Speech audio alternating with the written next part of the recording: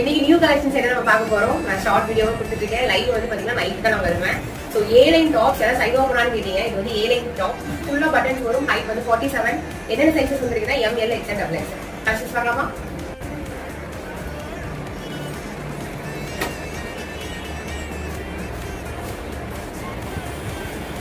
pass பண்ணிட்டு